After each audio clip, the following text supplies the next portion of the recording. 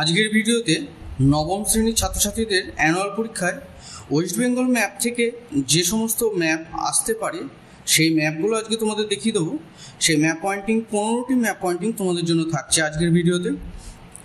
যে ম্যাপ পয়েন্টিংগুলো থাকছে সবার আগে দার্জিলিং, তারপর হচ্ছে সান্দাকফু, তারপর হচ্ছে সিঙ্গলীলা শৈলশিরা, তারপর হচ্ছে কুলিক, তারপর হচ্ছে ঐতিহাসিক পর্যটন কেন্দ্র, রেল ইঞ্জিন নির্মাণ কেন্দ্র, লৌহ ইস্পাত কেন্দ্র, তারপর হচ্ছে গোরগাবুরু, তারপর হচ্ছে অযোধ্যা পাহাড়, তারপর পেট্রো রসায়ন শিল্প কেন্দ্র, পাট শিল্প কেন্দ্র, 12 নম্বরে হচ্ছে নদী বন্দর, 13 নম্বরে দীঘা, 14 নম্বরে ভাগীরথী নদী, 15 নম্বরে দামোদর নদী। তাহলে দেখো, দার্জিলিং সবার আগে উত্তর দিক থেকে শুরু করছি। দার্জিলিং যে জায়গাটা হবে সেখানে দেখো একদম উত্তরে যে খাঁজকাটা অংশটা রয়েছে অর্থাৎ 27 ডিগ্রি কাছাকাছি, এইখানটাই হচ্ছে তোমাদের দার্জিলিং। দার্জিলিংয়ের ঠিক আরও একটু উত্তরে থাকছে তোমাদের সান্দাকফু। এইভাবে তোমাদেরকে চিহ্ন দিয়ে তোমরা নামটা বাইরে লিখবে, তাহলে তোমাদের লিখতে সুবিধা হবে। তোমাদের যদি ভিতরে লিখতে পারো তাহলে ভিতরেও দেখাতে পারো, কিন্তু আমার মনে হয় বাইরে লিখলে পরিষ্কার করে সুন্দর করে ভালো হবে। তারপর হচ্ছে সিঙ্গলীলা শৈলশিরা। এই সিঙ্গলীলা শৈলশিরাটা ঠিক সান্দাকফুর পাশ দিয়েই হবে, একটু বড়। তোমরা জানো সিঙ্গলীলা শৈলশিরা একটু উচ্চভূমি। এরপরে চলে আসছি কুলিক। দেখো কোথায়, যদি বলে পশ্চিমবঙ্গের একটি পক্ষী নিবাস কেন্দ্র দেখাও, তখন তোমাদের এখানে দেখাতে পারো কুলিক, এবং তার নিচে লিখতে হবে পক্ষী নিবাস কেন্দ্র। শুধু যদি বলে কুলিক দেখাও তাহলে কিন্তু তোমরা কুলিক লিখতে পারো শুধু, আর যদি বলে পক্ষী নিবাস কেন্দ্র তাহলে কিন্তু কুলিক দেখিয়ে তোমরা এই পক্ষী নিবাস কেন্দ্রটা লিখতে পারো। ঠিক তারপরে তার নিচে চলে আসছি, দেখো ভাগীরথী নদী। যে ভাগীরথী নদীটা কোথা থেকে সৃষ্টি হয়ে ঠিক এইভাবে টাচ করে কিন্তু একদম নিচে চলে আসছে, এবং এর প্রবাহ পথটাও কিন্তু ঠিক এইভাবে তোমাদের দেখিয়ে দিতে হবে অ্যারো চিহ্ন দিয়ে। এইভাবে এসে তোমার সুন্দরবন এলাকায় যেখানে এসে মিশে যাচ্ছে সেখানে কিন্তু মিশিয়ে দিতে হবে। তাহলে তোমাদের ভাগীরথী হুগলি নদীটা যদি বলে দেখাও, তা ভাগীরথী হুগলি নদী তোমাদের দেখিয়ে দিলাম এইখানটায়।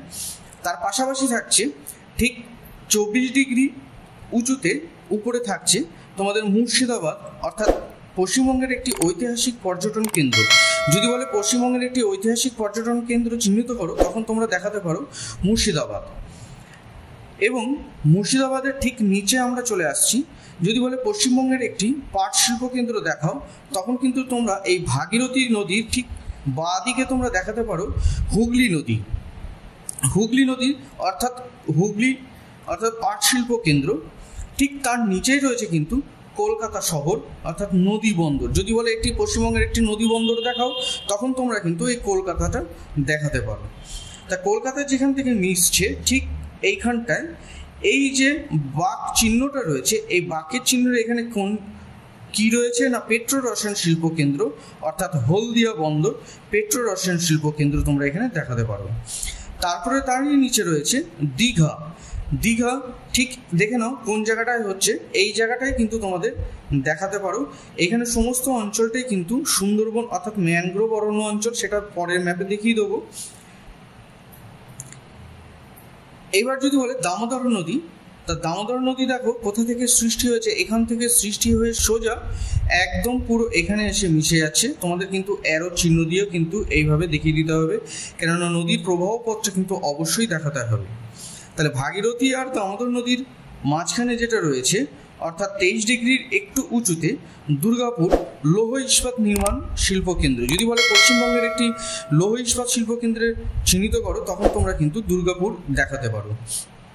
দুর্গাপুরের ঠিক আরও উঁচুতে থাকছে, যদি বলে পশ্চিমবঙ্গের একটি রেল ইঞ্জিন নির্মাণ কেন্দ্র চিহ্নিত করো, তখন কিন্তু তোমরা দেখাতে পারো চিত্তরঞ্জন।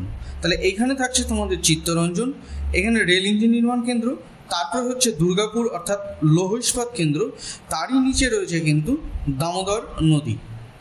অর্থাৎ দামোদর নদীর নিচে থাকছে তোমাদের দুটো খুবই গুরুত্বপূর্ণ পাহাড়, একটা হচ্ছে গোরগাবুরু পাহাড় আর একটা হচ্ছে অযোধ্যা পাহাড়।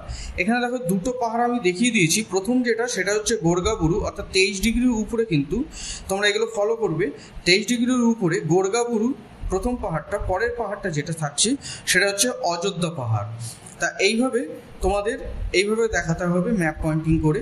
তোমাদের আমি এখানে সমস্ত পেন দিয়ে দেখিয়েছি, তোমাদের কিন্তু পরীক্ষার খাতায় সম্পূর্ণ কিন্তু পেন্সিল দিয়ে করতে হবে, কেননা পেন দিয়ে করলে কিন্তু কেটে দেবে।